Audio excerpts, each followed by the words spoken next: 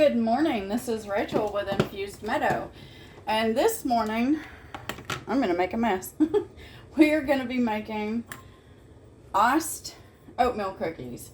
Now, for those of you in the U.S., you know that, well, you should know what these are. You can pick these up at the store, but we're going to make homemade, which is going to be a lot better. So what I'm doing right now is I'm going to pour 2 cups of oats, which is going to be your quick oats, your quick rolled oats in the U.S. I'm not sure what they're called. I think they're porridge oats in the U.K. So I apologize if that's wrong, but I'm pretty sure that that's what they are. Okay, what we're going to do with these oats is we want to pulse them. We do not want to turn them into an oat flour. We want it slightly floury, but not completely floury, if that makes any sense. So you do want some granules of your oats in here, just not completely. Okay, so we're going to pulse these about 8 to 10 times. And I apologize, I won't make you hear this, so we'll be right back. Okay, so I pulsed mine 8 times. And so you'll end up with some granules, of your oats, and then like a coarse top of flour that's left in this. And then for this, I'm going to put this in its own separate bowl because we will be adding this later. So let me get this into a bowl and we'll be right back. Okay, so this is one recipe that I do tend to weigh, and the reason being is because it is a lot and I don't feel like getting out every single one of my measuring cups. So I will tell you what this is in both cups and grams, okay? So what I'm doing is I have room temperature soft butter, and I want 226 grams or 1 cup. If you're in the U.S., this will be 2 sticks of butter.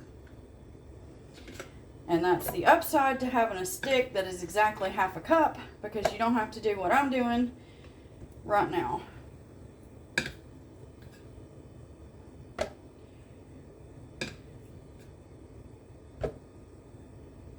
So this was a full block. It should be right.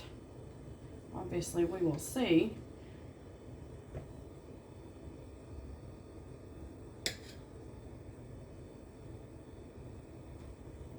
Okay.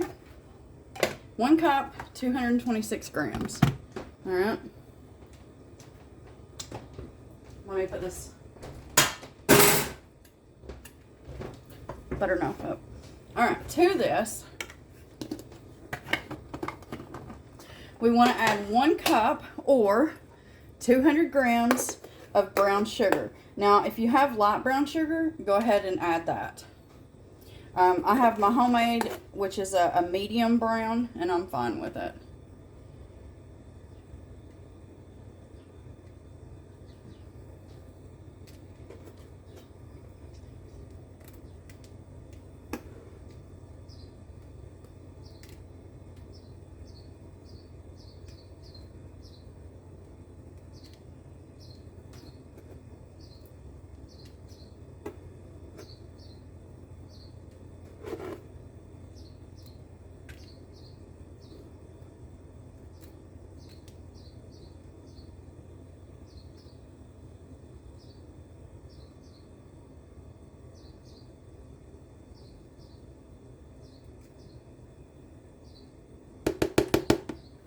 Okay.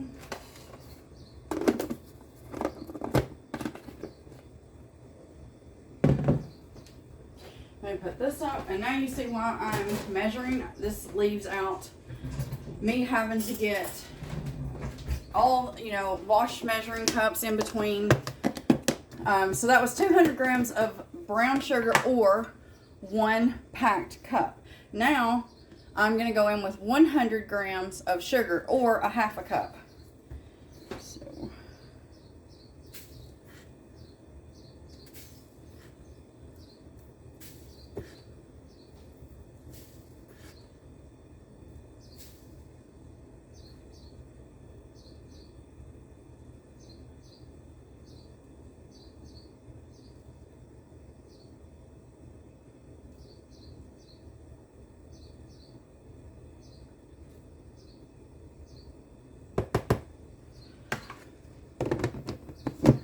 Alright, now if you don't mind, I'm going to pause you while I go grab my hand mixer.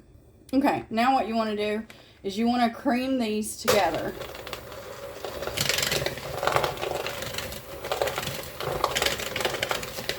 So we're going to do this until everything is nice and combined. I don't feel like you need to watch the whole thing, so I'll bring you right back. Now that we have that combined, we are going to put in 2 large eggs. We want to drop these in one at a time.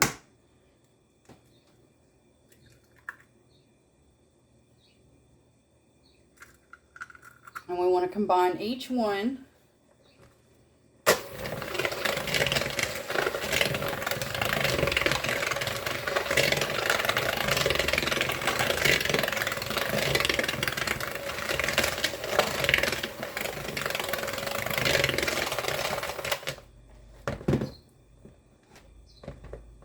That's fine.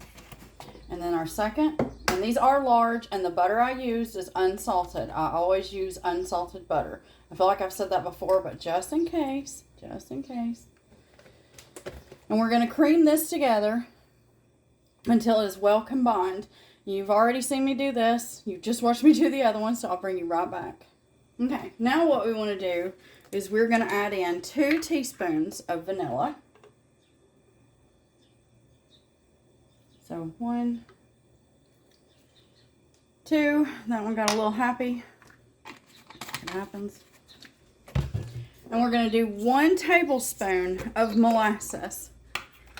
And if you're in the UK, you can get molasses at, it's a place online called BWFO. I think Amazon may have it. I don't know because I had no luck finding it.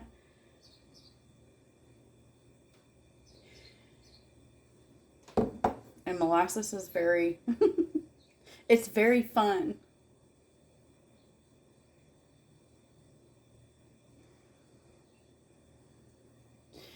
My hands are clean, as always. I wash them about 500 times a day.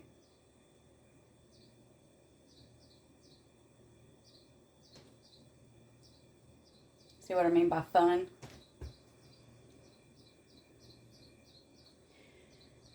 Alright. Let me grab a spatula and I'll be right back. Okay. I also wiped my finger off. So, you want your 1 tablespoon of molasses.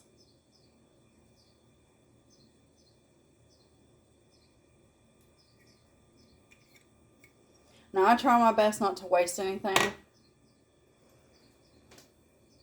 It's just what I do. Alright, put the lid on that. You want to mix this until this is also good and combined.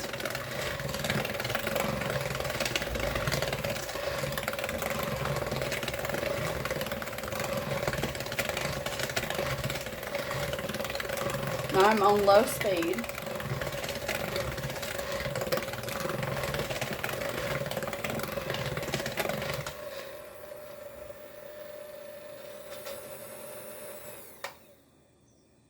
Okay. Now I'm going to try to scrape some of this off. I'm also going to be scraping all around my bowl, so I'll bring you right back. Now for my separate bowl, I'm going to go in with 2 cups of plain or all-purpose flour.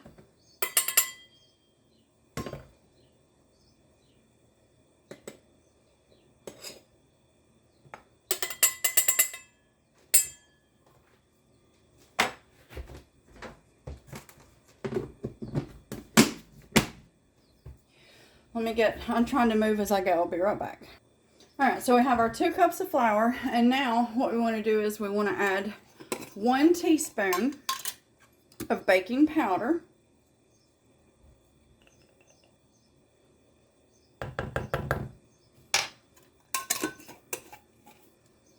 One teaspoon of salt.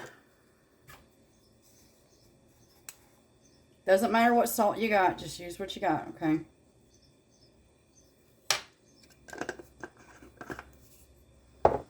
1.5 teaspoons of cinnamon. So it's a 1/2 teaspoon measure, so that's a 1/2. 1.5. And then this next one, I will eyeball it can try to make a well, but it won't matter. We want a half teaspoon of nutmeg. Now, I always use fresh grated, so that's just what I do.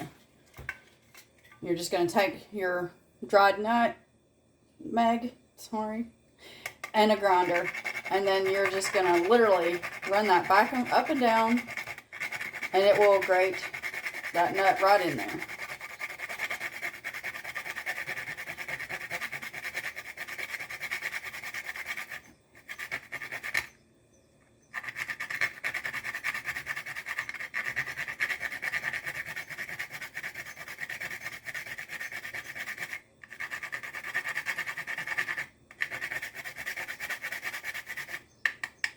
And that's about a half teaspoon.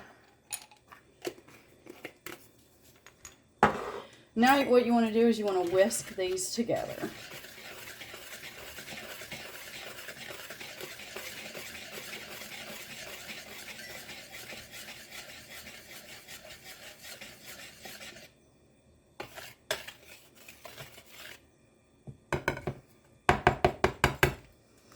Okay, 1 second, let me pick some things up, we'll be right back. Okay, what you want to do now is we are going to slowly combine our dry with our wet. I do about a half at a time. I think I do that with most of my cookies.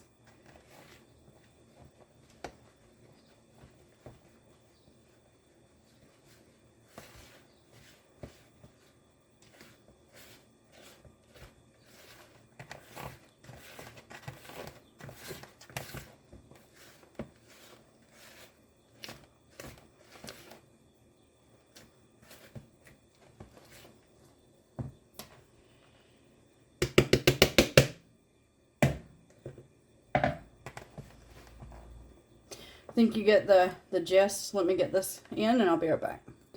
Once you have that good and combined, you're now going to add your oat.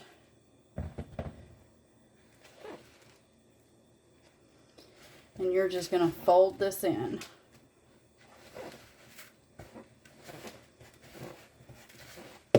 As usual, me and my small spatulas.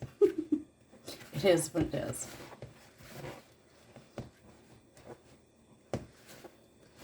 Again, I think you get the gist. You want to make sure that this is good and combined. And then once it is, you're going to add the rest of this. I'll bring you right back. Okay, once you get this good and combined, what you want to do is make sure that you scrape everything down.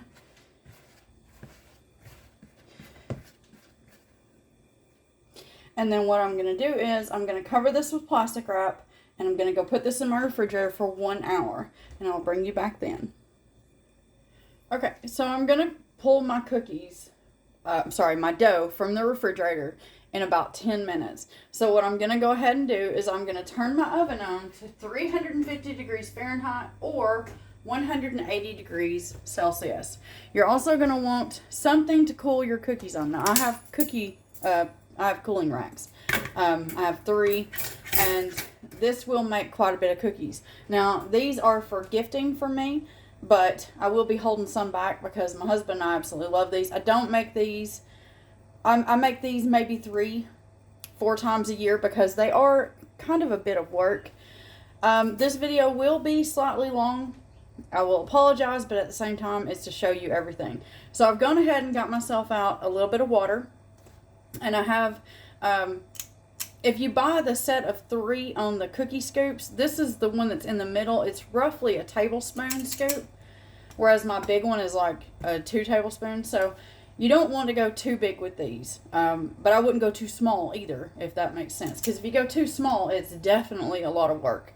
So I'm going to go with the middle one, which is, like I said, about a tablespoon scoop. So I've got my oven preheating, and then in about 10 minutes, I'm going to pull that dough out of the refrigerator, and we'll be back. Okay, so this is what we're going to do. You're going to take your dough, scoop it out. You want it to be as flush as possible. Let me take that off. And then what you want to do is roll it out, and then you just want to kind of flatten it. And then this way, if you need the water, you just dip your fingers in it like you've seen me do with other cookies. And then you just want to gently pat that down. And show you again. I usually leave just a little bit of space between them. Not a whole lot. About like that.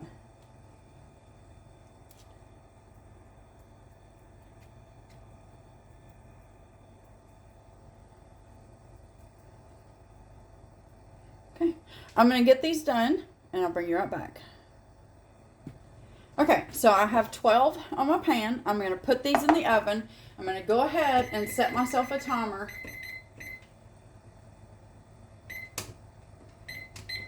Sorry, for 13 minutes. So once those go in, they're going to need anywhere between 13 to 14. Generally, I find that 13 works for what I'm needing it for. But if you want yours to be not quite a soft, slightly chewy in the center, then you may want to go 14 to 15 if you're one of those that likes a crispier type of cookie.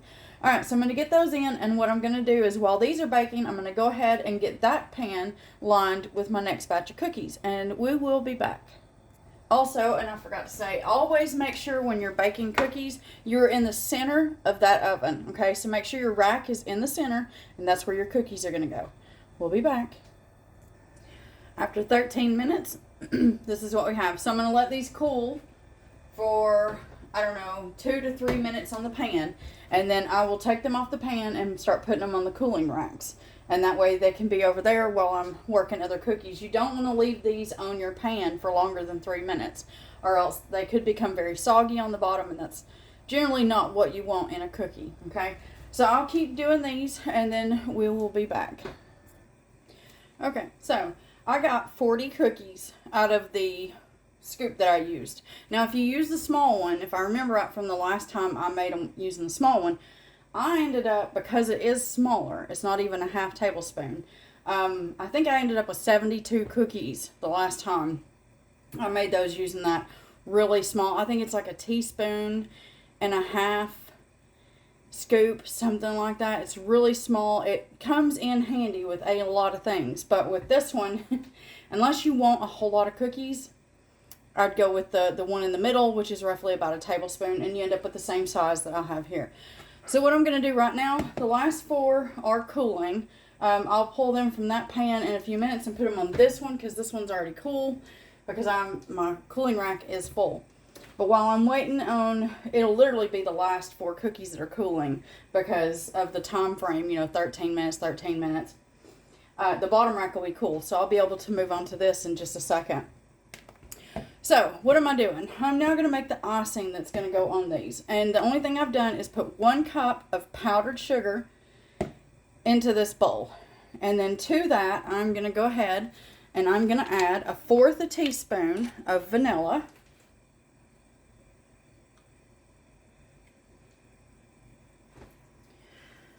Just 1/4.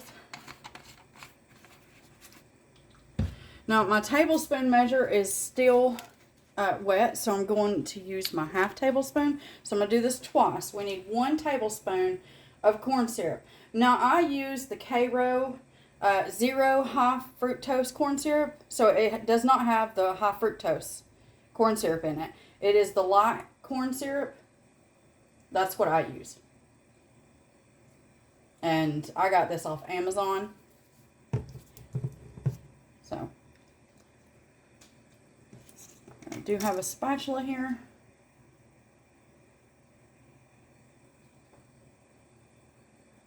And why did I get this off Amazon? Because if you've been here a bit, you know I'm not in the U.S. I can't just go to Walmart and get what I need, unfortunately. The stores here, they don't have half of the stuff that we use. So, it is what it is. Alright. I will be using my whisk, so I'm just going to scrape that off. I will go back in with that spatula though, so. And as always, I have a paper towel sitting right here underneath the camera, so no worries. Okay, now that we have our corn syrup and our vanilla in there, I need to put the lid on my corn syrup. You want to go in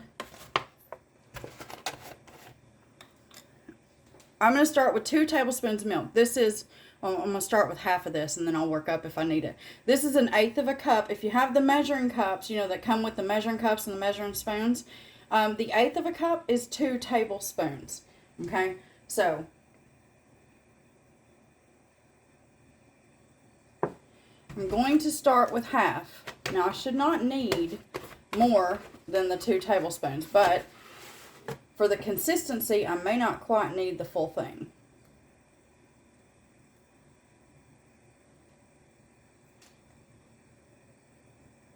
I'll set that there. And then what you want to do is you want to use yourself a whisk and whisk this together. It does not take much with powdered sugar to get this to work itself down.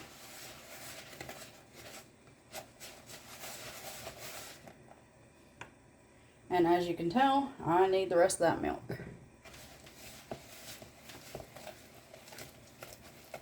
Now, the thing with this icing, okay, is that you do want it slightly thick. It should fall back down on itself, but it shouldn't go straight into all of it at the one time. It should set on the top for a couple of seconds as you ribbon it. See how it sets there, and then it falls into it. That's what you want with this. It's a really good icing, and it's good for hardening up. Now, it does take time. However, let me just say, the thinner you put the icing on your cookies, the faster it's going to harden. So the thicker that you put it on, the longer it's going to take. So I usually try to go for, you know, in the middle, because I want to be able to taste that icing.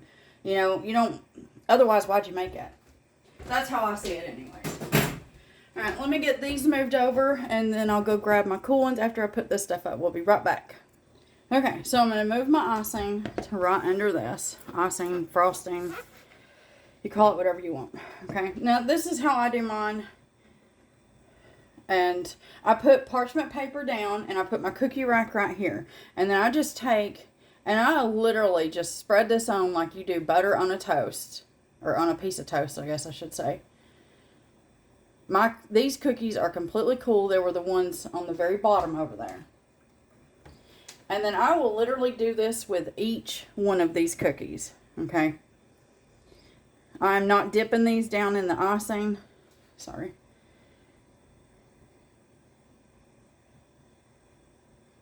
So I'm just gently moving that around in the center. I'll do one more.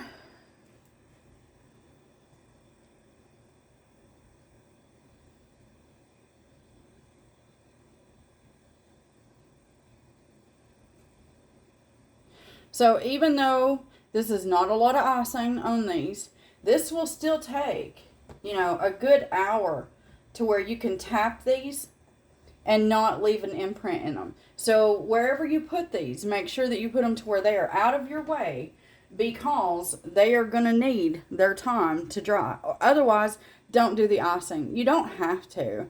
It's just, you know, if you're used to those, the iced oatmeal cookies that you get at the store, these are so much better because they're homemade. And you know exactly what's in them, which is, you know, I think the biggest bonus of all.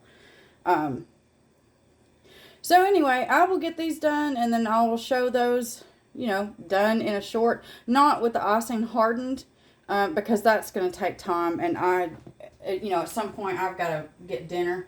So I will be moving these cookies so that they can dry somewhere else, because when I go to make dinner tonight, I don't need these in my way. And while I say tonight, see, I started these cookies of the morning. It is, what time did I start these? I think I started them around 9:45, 10 o'clock-ish. Somewhere around there. It may have been closer to 11, actually. Because you figure, whipped up everything, which took a little bit of time. And then putting them in the refrigerator for a little over an hour. And then I baked, what was that, 4 separate pans of cookies. Even though the last one only had 4 on it, it's still the fact that it had to bake. So 4 separate pans at 13 minutes each. So, you know, this is taking some time. But in my opinion, it's well worth it. But you use your own judgment. I would like to tell you to make them, but just because I tell you to doesn't mean that you will. So anyway, I hope that you make these. I really, really do. I think that you'll absolutely love them. As always, if not, like them. And if not, then hey, I hope you find the person out there that's showing this and they have the right recipe for you. And if not, then I don't know what to tell you. Anyway, so I hope you make these. I've already said the rest, and as always, I hope you have yourself a wonderful day.